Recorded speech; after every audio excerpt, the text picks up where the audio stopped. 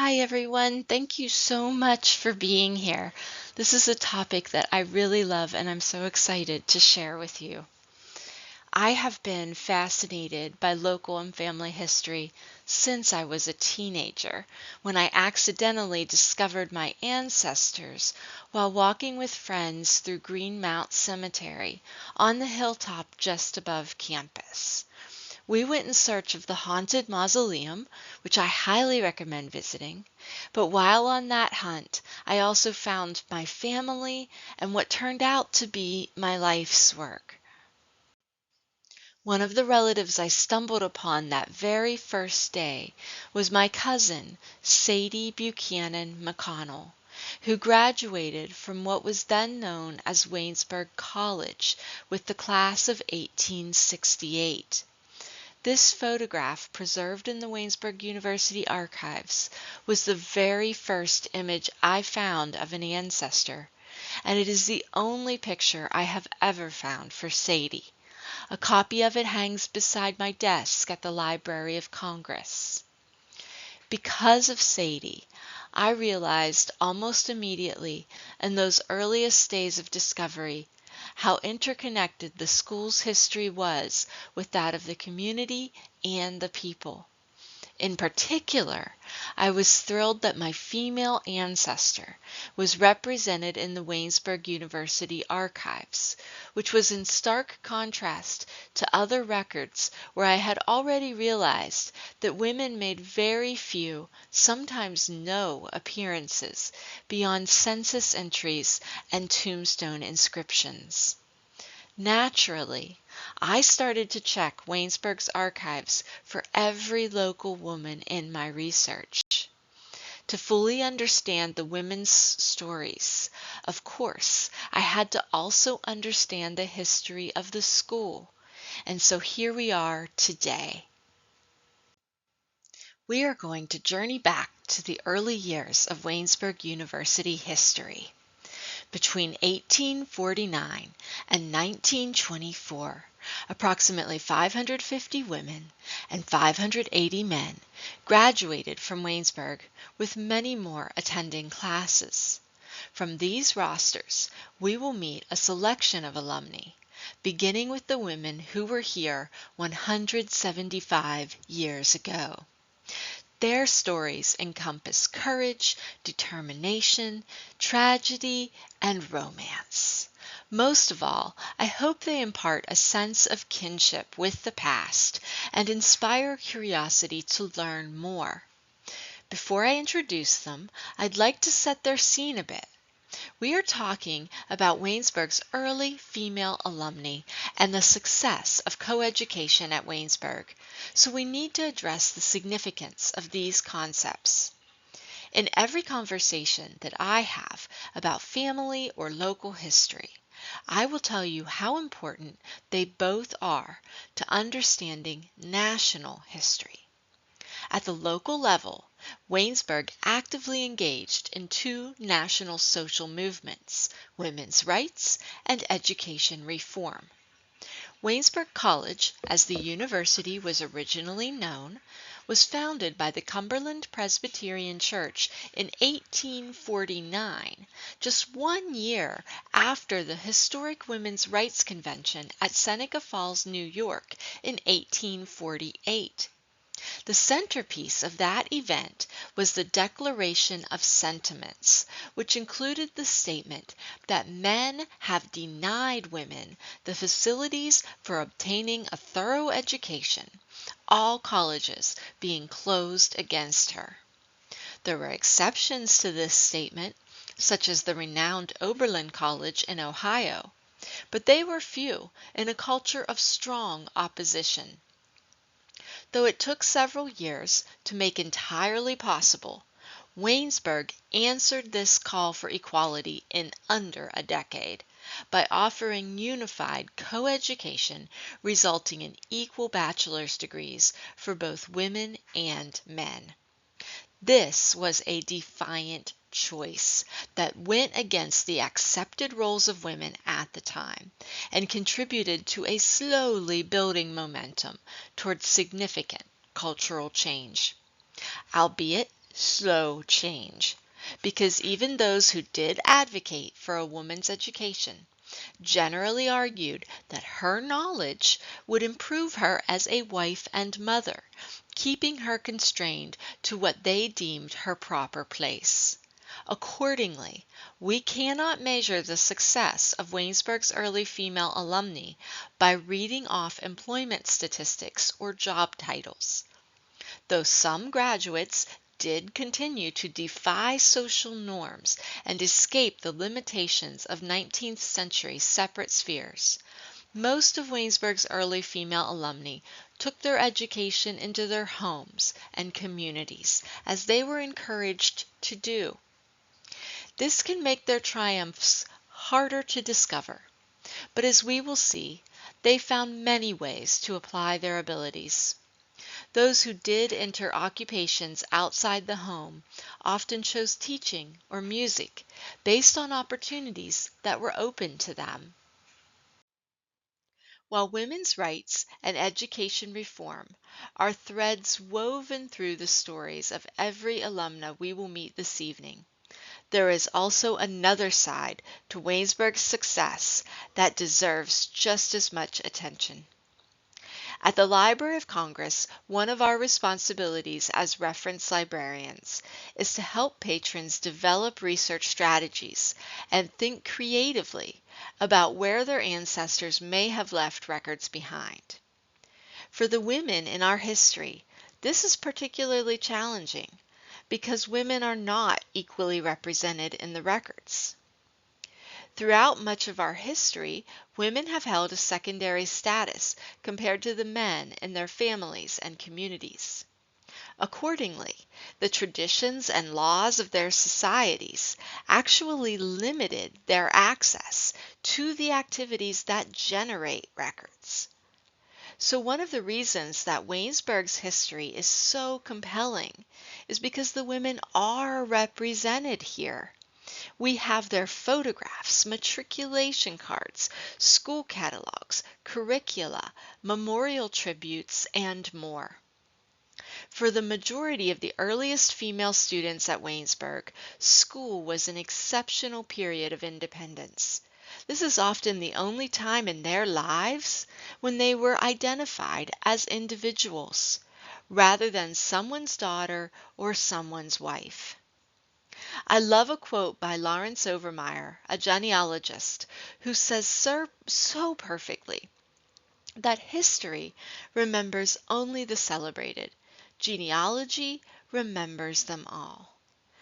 That is the mindset we need when studying the students, alumni, and faculty of Waynesburg University's early history. The best-known names and who's who of past generations did not exist or rise up in isolation. Every person present mattered. They impacted one another's stories and ultimately the story of the school. When Waynesburg College was chartered in 1850, there was initially a college for men and a female seminary for women. The seminary never had a separate building, but it did have a separate academic identity in the course catalog through the end of the 1856 school year. Men at the college would earn bachelor's degrees, while women at the seminary would earn lesser diplomas. This distinction is deceiving because it gives the impression that seminary curricula was gendered or less challenging, neither of which is true. The female seminary coursework included grammar, rhetoric, algebra, trigonometry, ancient and modern geography and history, physiology, botany, chemistry, political science, religious studies, and more, with options to include Greek, Latin, and French languages. The difference is that the men in the college got to take more courses with more range and more advanced options. Under the short-lived seminary model, those additional courses were denied to the women, which meant they were also denied the opportunity to earn the equal degree. This did not last long, but the female seminary definitely did graduate women with the lesser diplomas between 1852 and 1856, as the school gradually moved toward complete and equal coeducation. The school's charter in 1850 called for 3 professorships, which were filled by Reverend Joshua Loughran as president, Reverend Fish as professor of mathematics, and Miss Margaret Bell, who was to lead the female students in Waynesburg's separate female seminary. Margaret Bell came from neighboring Washington County. She graduated with honors from that community's female seminary in 1846 when she was 20 years old. The only photos we have of Margaret were taken near the end of her life, in the late 1860s to early 1870s, after 20 years of coinciding responsibilities as a principal, teacher, wife, and mother. So we have to look at these images and imagine her as a 24-year-old woman arriving in Waynesburg to accept the incredible responsibility of leading a school and empowering social change. The anticipation of her arrival was recalled by one of her very first students, Martha Byard, who graduated from Waynesburg's female seminary in 1852. She tells us that one day in the summer of 1850, as Professor Joshua Loughran was closing a recitation in the old Cumberland Presbyterian Church on the hill, he said to the young ladies in our class, "Wait till Miss Bell comes, and then we will do great things." "We Will Do Great Things" is the title of this talk, because it really was Margaret's arrival that changed the course of Waynesburg's history. Of the 3 professors hired under the school's charter, only Margaret stayed. The others were both gone by 1855. Margaret was here for the rest of her life, teaching and leading every day. As her student goes on to tell us, Margaret entered upon her duties in November 1850 as the head of the School for Young Ladies, the female seminary, which as the years went on grew into the female department of Waynesburg College. She was the real founder of this department and the chief promoter of the system of coeducation which has grown to be the settled policy of this institution. For 1 year, while the school's first building, later known as Hannah Hall, was under construction, the male and female students did study separately. On the first Monday in November 1850, Margaret opened the winter term, teaching her first classes on the 2nd floor of the greenhouse, a building still standing on High Street in Waynesburg. During the summer term of 1851, she taught her young ladies in the original building of the First Baptist Church, which stood in the same lot as the current church building on the northwest corner of High and West Streets. And then we come to the opening of the winter term on the first Monday in November 1851, when Hannah Hall was ready for classes. Reverend William Hanna, for whom that building was named, wrote that this day might be regarded as an epoch, for it brought together the 3 forces that led to the legacy and survival of Waynesburg College: Margaret Bell, Alfred Brashear Miller, and the beginning of coeducation. Hannah refers to Alfred Brashear Miller here because he arrived that day as a student himself, also serving as a teacher in the preparatory department, beginning an attachment to the school that would last the rest of his life. We'll return to him. Another student entering Hannah Hall that day was Martha Byard, whom we just heard from. Her account is one of the testimonies that indicates coeducation was unofficially underway as soon as Hannah Hall opened its doors. She says, from the time the college was opened in Hannah Hall, the pupils, male and female, were largely in the same classes. The young ladies reciting to the professors of the college with the young men. And as the years went on and the coeducation idea grew, many of the young men, especially in the preparatory department, recited in Margaret Bell's classes. Thus, the female department gradually lost its distinctive character, and the two separate departments were finally merged into one coeducational institution, Waynesburg College. To appreciate the struggle and indecision over Waynesburg's coeducation policies, we have to recognize the strength of the opposition. I've said that offering coeducation was a defiant choice that went against the accepted roles of women at the time. These arguments were national and intense. In his excellent history of Waynesburg College, Dr. William Dusenberry tells us that debates held in Waynesburg's chapel and at the Greene County Courthouse mounted almost to the point of violence.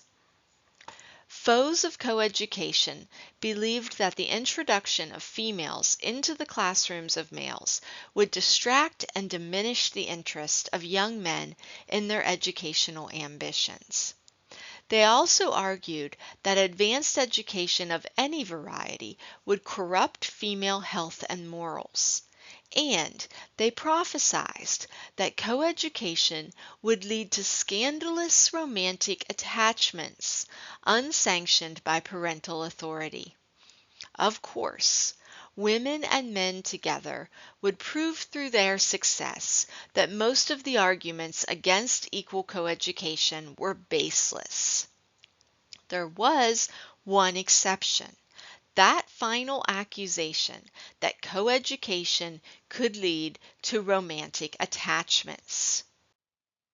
A new kind of courtship did form in classrooms and at blackboards, where men and women got to know each other very differently than in ballrooms or parlors.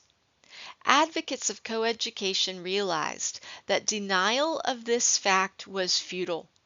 Instead, they turned it around and promoted coeducation as a matchmaker, saying that it led to strong partnerships worth encouraging.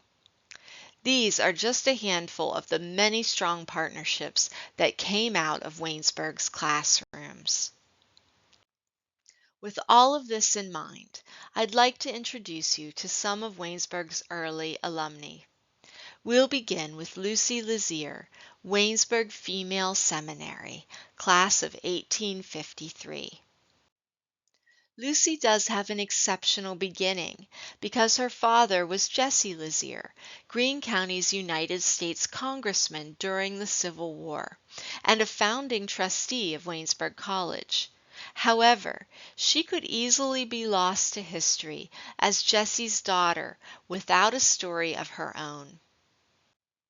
Lucy is particularly susceptible to this limited fate because she died very young.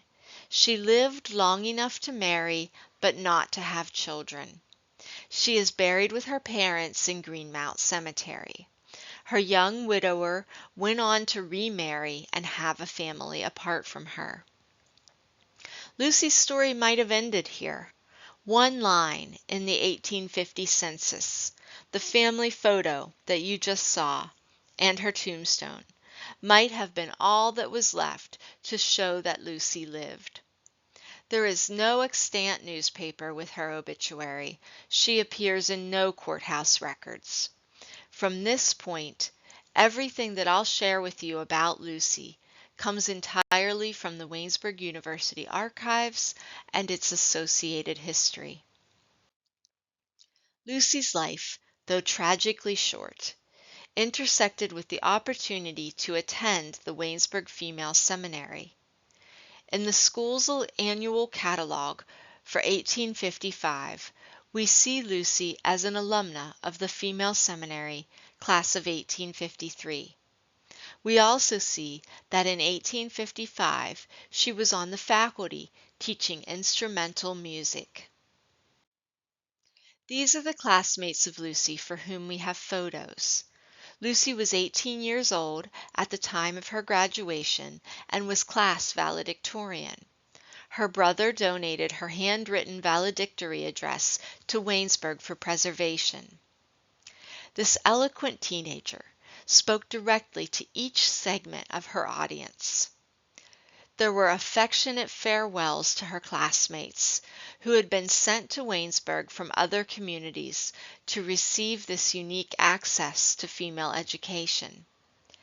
This is, of course, standard practice now, but for Greene County at the time, it was a novel circumstance. Lucy reminded the town of this fact, saying directly, "Citizens of Waynesburg, an institution like this becomes valuable to your community not only as a fountain of learning and morality, but as an attractive resort for the youth of other places. The circles of your society are thus enlarged by many agreeable accessions. Those young ladies from abroad who this evening complete the prescribed course of study must cease to be dwellers in your town and the associates and acquaintances of your daily intercourse. Those retreats of hospitality where they have shared your domestic enjoyments, those scenes of mirthful pastime where they have joined your cheerful converse and merry laughs, those solemn sanctuaries where they have met you in holy communion with the God of their fathers, these must now be abandoned, and their footsteps must turn towards the home of their childhood." While warmly thanking the school's faculty, Lucy asked for a pardon to dedicate specific words to Miss Margaret Bell, saying to her, "That sisterly devotion which labored so ardently for our good, making our interests her own, that affectionate sympathy which joined in all our sorrows, that sweet gentleness which calmed every ruffled feeling, forgave every error, and threw a mantle of charity over our weaknesses, all contributed largely to hallow our school days. Dear Miss Bell, as teacher and pupils, the bonds of the past are forever dissolved. Not so the tie that endears your name to our affections. This is a personal tie, unchangeable by time or distance, and stronger even than death." When Lucy speaks to the trustees, she is grateful, but also direct.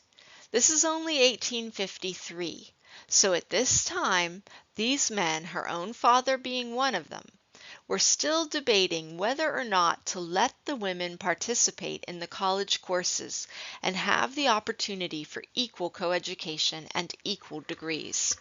With that in mind, Lucy says, "Woman's claims to intellectual culture have in past ages been woefully neglected. But this error is now vanishing like the mist of morning.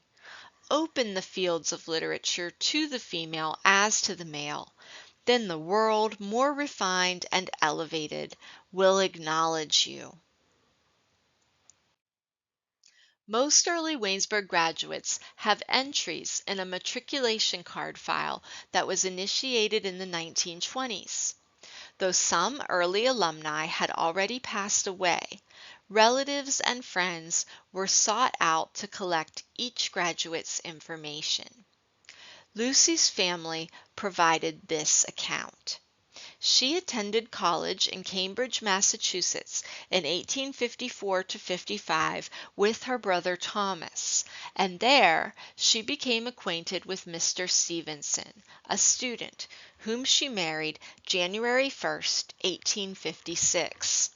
On their bridal trip, the Ohio River being frozen over, they made the trip from Wheeling in an open sleigh. She contracted a cold and returned to Waynesburg. She died April 6, 1856. In the year before her death, it seems very likely that Lucy may have been present on March 29, 1855, when Reverend Alfred Brashear Miller was married to Lucy's beloved teacher, Margaret Bell. Alfred was 25 years old. Margaret was 28. Alfred had been Lucy's counterpart at Waynesburg. While she was valedictorian of the women at the female seminary, he was valedictorian of the men at the college. After graduation, he joined the faculty as math professor, and in 1859 was asked, in partnership with Margaret, to lead the school as its president, a role in which he served from 1859 to 1899. Neither Alfred nor Margaret ever gave up their careers. Instead, these two labored loyally together. Their marriage created the partnership that would ensure the survival and growth of Waynesburg College, which they loved and devoted themselves to with the same dedication that they parented their 8 children. On January 1st, 1857, on what would have been Lucy's first wedding anniversary, Alfred visited her grave and wrote this entry in his diary. Went to the cemetery and visited the grave of Mrs. Lucy Stevenson, who was married on last New Year's Day. Now, over her lifeless remains, stands a beautiful monument, telling the beholder that youth and beauty and amiability were no safety against death. When Margaret Bell Miller gave birth to a daughter later that year, she was affectionately named Lucy Lazier Miller, for the couple's friend. Altogether a much more meaningful story for Lucy, thanks to the Waynesburg University archives and history. Between 1852 and 1856, the female seminary and the college graduated separate classes of women and men respectively, even if coeducation was unofficially occurring in classrooms. However, behind the scenes, change was underway. In 1855, 3 women went over to the men, as one of the seminary students described it. These 3 women entered into an accelerated academic schedule that enabled them to complete the 4-year program in 2 years' time, such that by the 1856-57 school year, Waynesburg was ready to announce the end of the female seminary and the beginning of the female department of Waynesburg College. The female department was a compromise on coeducation. The lesser diploma option still existed between the 1850s and 1870s, but as fewer women chose that option, the female department gradually faded out of use. So now, let's meet Margaret Leonice Needham, Waynesburg College, class of 1857. Margaret Needham, Laura Wheatley, and Lydia Wheatley, members of the Waynesburg College, class of 1857, were the first 3 women to receive bachelor's degrees equal to the men from the school. The Wheatley girls, though not sisters, were both nieces of Reverend Jonathan Wheatley, who took over as Waynesburg College president when Reverend Joshua Loughran left the school. Wheatley stayed only 3 years, serving from 1855 to 58, but he was an advocate of coeducation and an important ally to Margaret Bell Miller. Wheatley is credited for recruiting these 3 women, all of whom were brought to Waynesburg from out of town to participate in this equal coeducation experiment. Since there were not standard dormitories during these early years, students generally lodged with families in town. Female students were typically assigned guardians who monitored their needs as well as their behavior. Reverend Wheatley himself was the guardian for these 3 girls. He needed to ensure that every circumstance in his control supported their success. The stakes were high. If anything went wrong, the naysayers would pounce. We have limited personal information about how this scenario played out, except that we know all 3 girls graduated, lived long lives, married, and had families. Facts that dispel most of the myths about coeducation or any kind of advanced education for women.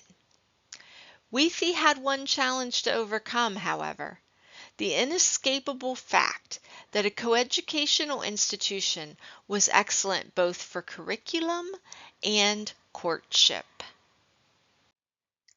Leroy Clevenger was from a respected local family, his father having taught the generation of lawyers who were in turn teaching him as he prepared for the bar exam.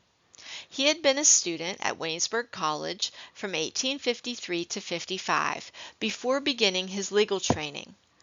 Despite having left Waynesburg's classrooms to study under local attorneys, Leroy was still active on campus, where he met Margaret Needham, whom I'm going to refer to now as Maggie, since that is how Leroy most often referred to her in the journal he kept from April to June 1857. Leroy's journal was discovered in Maggie's possessions, along with love letters and his photograph. Maggie's descendants, in combination with researchers John and Betty Hartman, contacted me with these items, which are now among my very favorite things. Leroy's journal is a time capsule of Waynesburg life, both town and school. It documents his courtship with Maggie during her final term at Waynesburg, which ran May to September 1857. Much to Leroy's chagrin, President Wheatley was keeping a close watch over the situation. Leroy conjures quite an image for us when he refers to Wheatley's supervision as the anger-eyed surveillance of a puritanical guardian. Leroy and Maggie both relied on a mutual friend, Jenny Morgan, a Waynesburg female seminary alumna, to discreetly facilitate their relationship, but Wheatley caught on and confronted Jenny. Leroy wrote, "Jenny informs me that Mr. Wheatley suspects Maggie and I of carrying on a clandestine correspondence through her. I fear that man will compel me to become his enemy.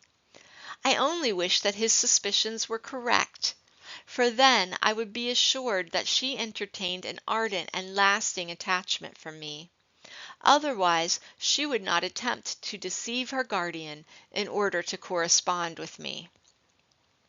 Little more than a week later, Leroy and Maggie really were carrying on a clandestine correspondence through Jenny, which he wrote about delightfully in his journal.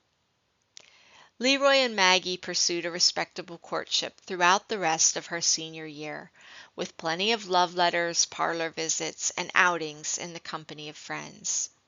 After a long conversation one evening, Leroy wrote, "Oh, what indescribable happiness I then enjoyed! The moments there, flew too rapidly by.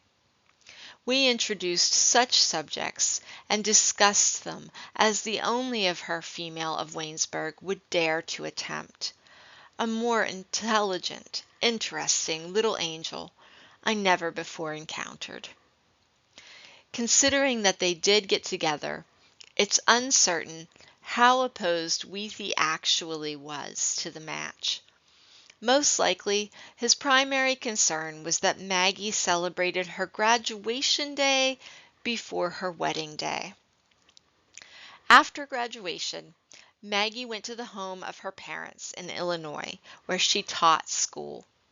Conveniently, Leroy also went to Illinois, where he practiced law in a small courthouse that boasts Lincoln's footsteps on its floors.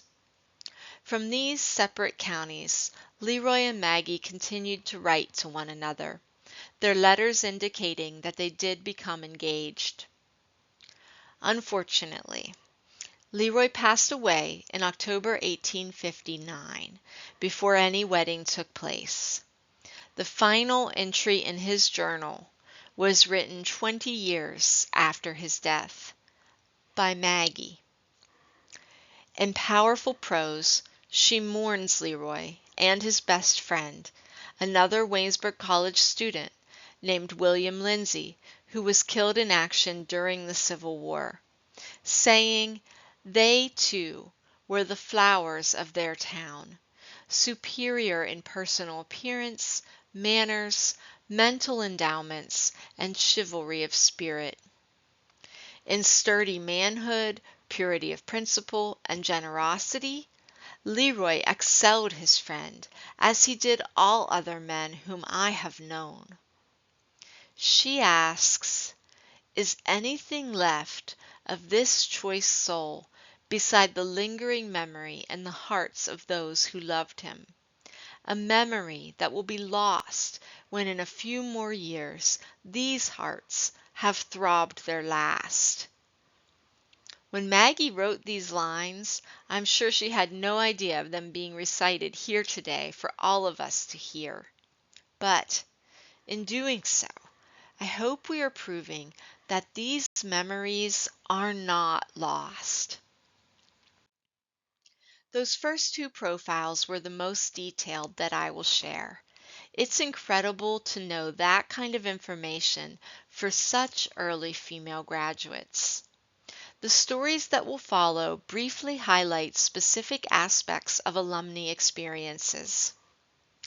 Rhoda Long, class of 1869, married John Wesley Freeland, class of 1868. Together they moved to Paola, Kansas, where he was the superintendent of schools.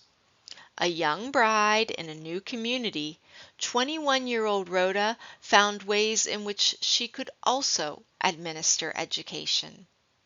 In 1876, she was a founding member of the Paola Library Association, specifically serving as chairman of the book committee, selecting the initial items to start building the new library's collections.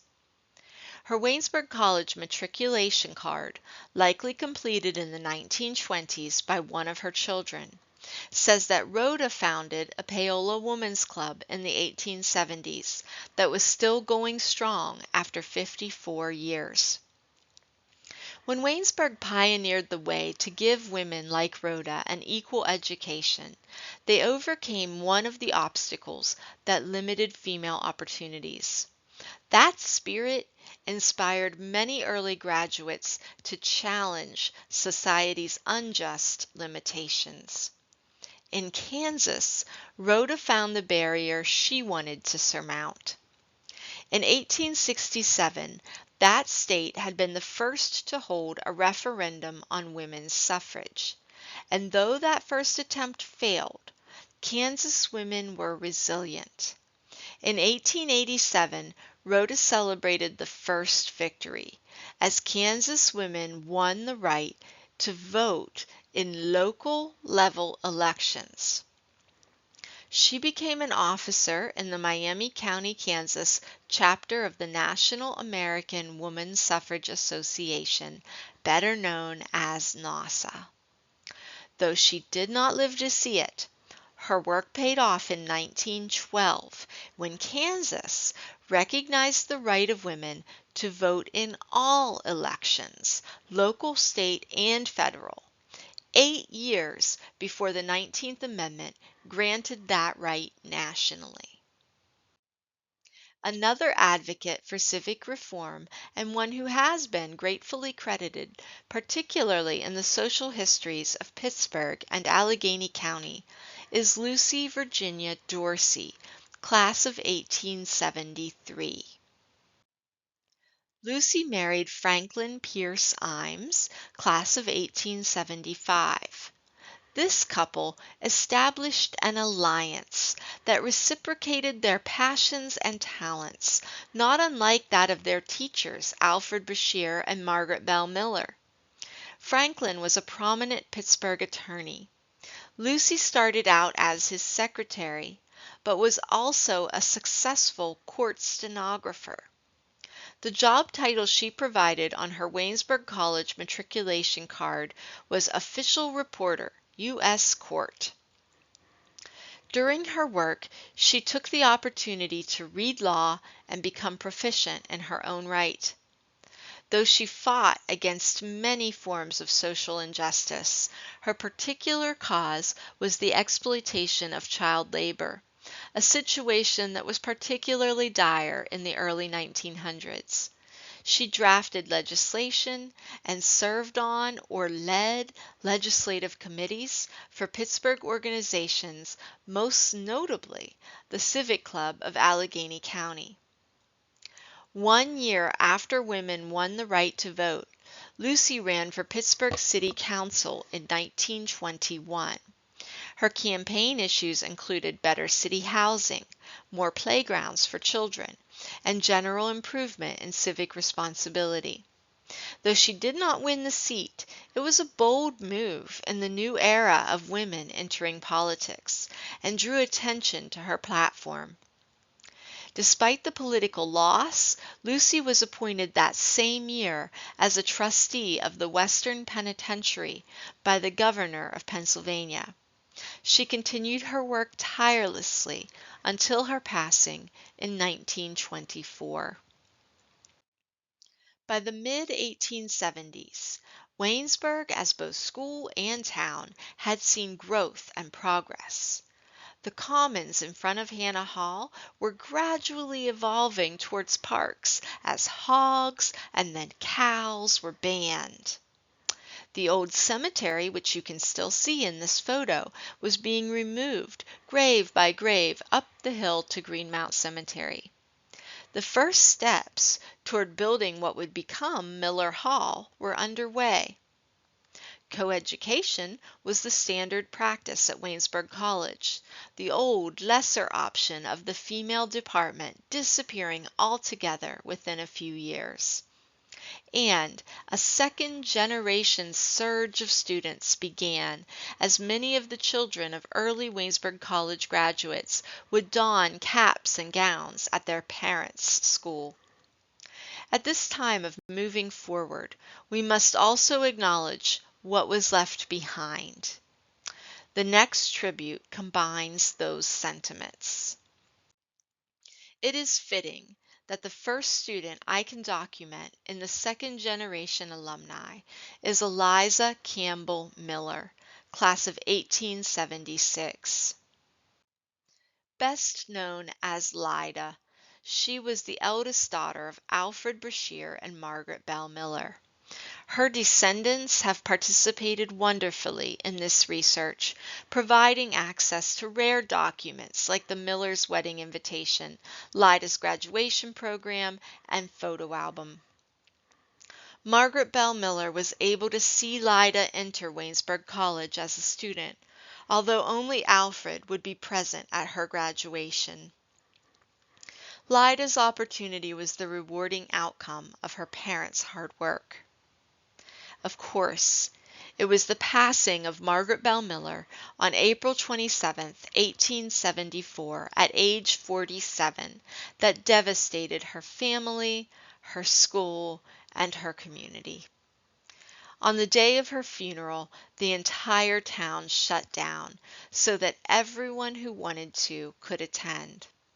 It was said to have been the largest funeral procession to that date in Waynesburg. Services were held in Hannah Hall, which could not accommodate the crowd. From there, the vast concourse of people began the solemn walk to Greenmount Cemetery.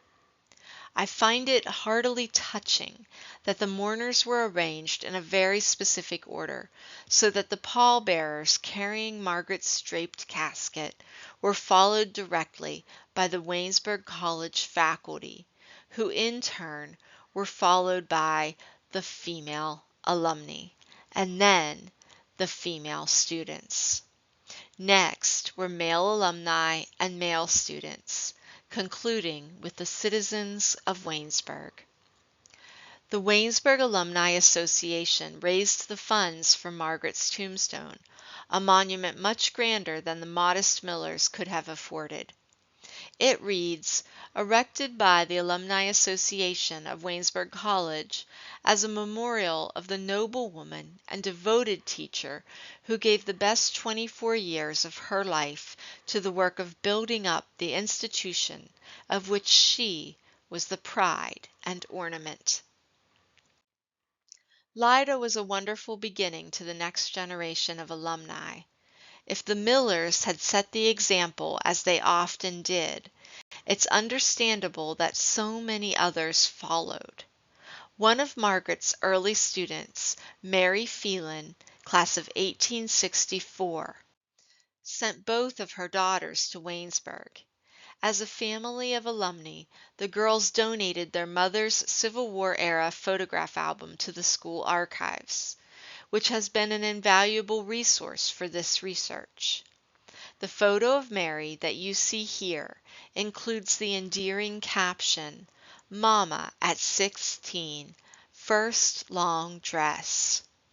That dates the photo to right about the time Mary began her classes at Waynesburg College. Mary Jane Addams, class of 1871, sent all 4 of her children to Waynesburg. When she passed away at 84 years old in 1933, her obituary included the fact that she was always interested in education, and although left a widow when her children were small, she succeeded in giving them all a college education. 2 of her daughters became teachers, and the third became Waynesburg's librarian. Emma Regan, class of 1882.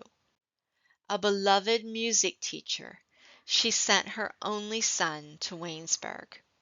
When Regan Hughes Pipes lost his life to the flu epidemic in France just after the end of World War I, Emma became a Gold Star mother. In this role, at 70 years old in 1930, Emma accepted the United States government's offer to provide voyage across the sea to visit the grave of her son in Suresnes American Cemetery near Paris, France. When Emma passed away in 1943 at age 83, she was one of the school's oldest living alumni. In tribute, Prexy Stewart, president of Waynesburg at the time, wrote that for years she was the oldest alumni present at the banquets, and traditionally made the motion that the graduating class be admitted to the Alumni Association. Never strong physically and never possessed of a large part of this world's goods, nevertheless, she gave constantly of her strength, her money, and her prayers to her alma mater. She rests in Greenmount Cemetery, overlooking the college she loved. In addition to long-term affiliations with the school, another common theme among early alumni, as we have seen, was social advocacy.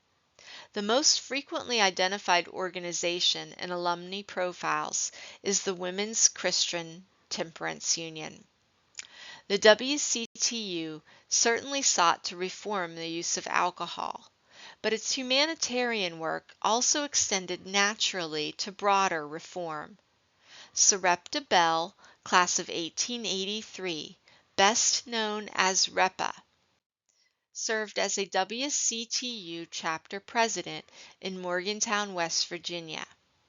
During her tenure in 1913, she assisted the WCTU to purchase a large lot in the heart of the city.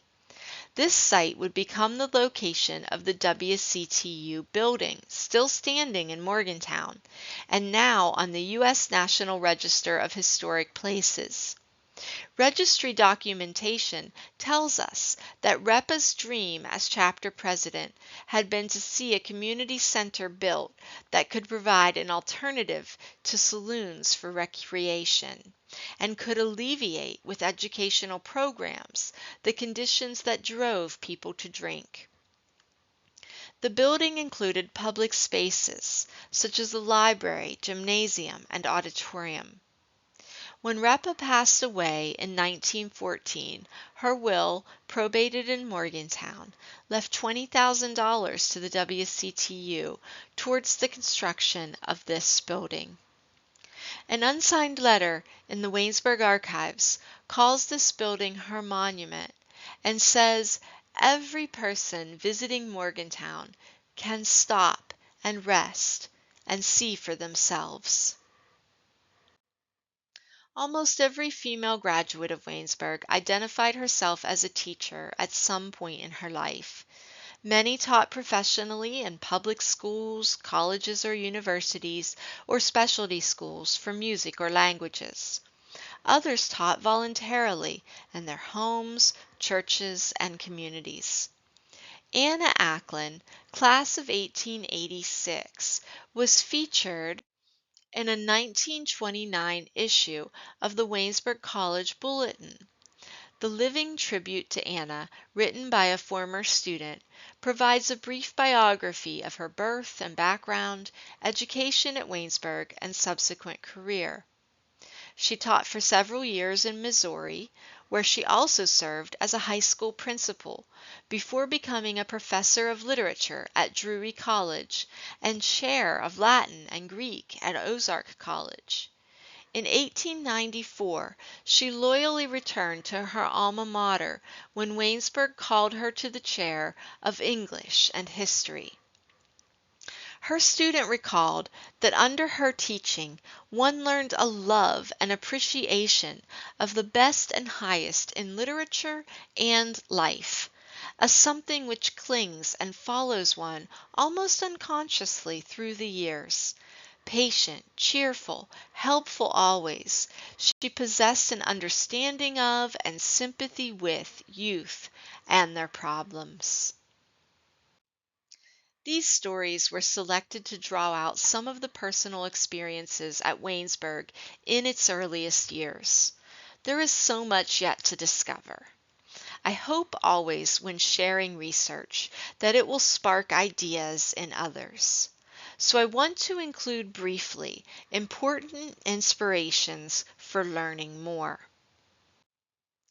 The Waynesburg University Paul R. Stewart Museum and Archives, as well as the resources in the Eberly Library, are clear starting points for this research.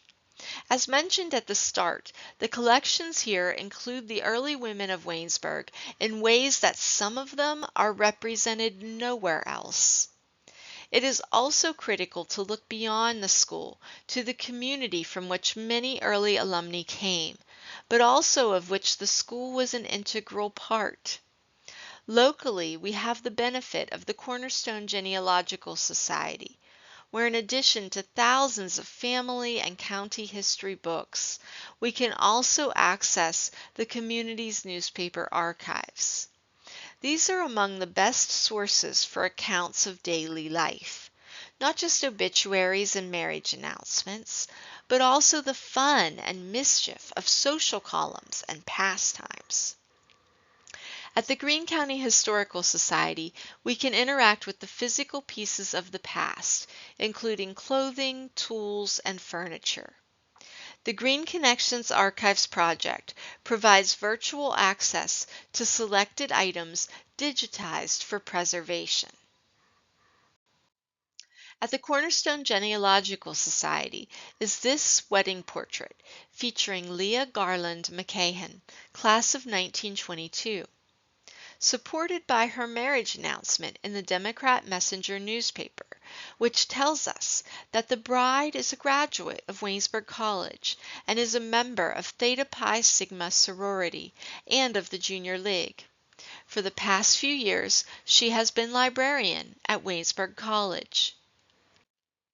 The Greene County Historical Society has these striking portraits of Elizabeth Lindsay, Waynesburg Female Seminary, class of 1852, and her husband, David Crawford. We were able to confirm the identities of these paintings based on the captioned images in the Waynesburg University archives. The Historical Society also has the preserved wedding dress of Alice McCracken, class of 1914.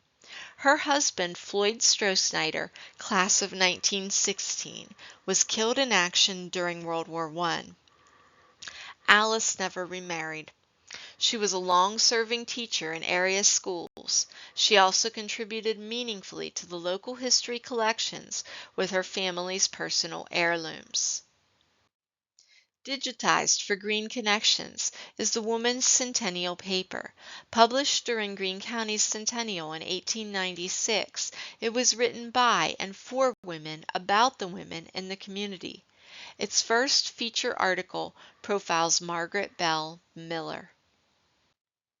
Greene Connections is also where you can access thousands of digitized photographs and rare documents, including all of those you have seen this evening.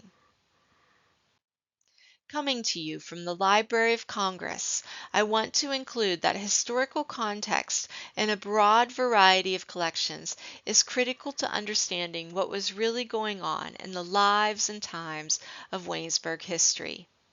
The library has genealogies and local histories from communities across the country. Our online digital collections include manuscripts, maps, newspapers, and photographs that you can search and access for free from home. On our website are also research guides prepared by our subject specialists to provide you with background information, quick links, and reading lists for hundreds of specific topics. And yes, the library does have items directly related to Waynesburg in its collections, including prints and photographs, maps, and published histories. I would like to close with one final alumni profile, one that is critical to my being here with you this evening. Sarah Livingood, class of 1938. My grandmother, Sarah, grew up in Graysville, a small community about a 20-minute modern-day drive from Waynesburg. Her mother died not long after this photograph was taken, leaving 4 children, ages 11, 9, 8, and 5. With help from his family, my great-grandfather kept the 4 children together. The eldest 3 entered their teenage years during the Great Depression in the early 1930s. About that time, the Livingoods received a personal visit from then college president Prexy Stewart, recruiting them to attend Waynesburg College. He was successful. My great-grandfather sold his home in Graysville and rented a house on East Street in Waynesburg so that his children could walk to Waynesburg College. My grand-aunt and uncle, Rachel and William, graduated together with the class of 1936. My grandma followed with the class of 1938. She became a teacher, proficient in French and Latin and home economics. She valued her education and understood that even in the 1930s, after Waynesburg's long history, that the opportunity for women's education was still a precious and hard-won right. She never got over the fact that 2 of her very bright female cousins had been denied an advanced education by a father who thought it unnecessary for their intended roles in life. In 2008, my family joined Grandma in Alumni Hall to celebrate her 70th class reunion. She enjoyed seeing members of her family that now include children, grandchildren, and great-grandchildren join her as Waynesburg College and now Waynesburg University alumni. As Waynesburg University celebrates 175 years, there will be many stories to tell. I am grateful for this opportunity to highlight the school's early female alumni. I have enjoyed getting to know them and hope their stories inspire further learning and success at the institution with which they were so proudly connected. Thank you.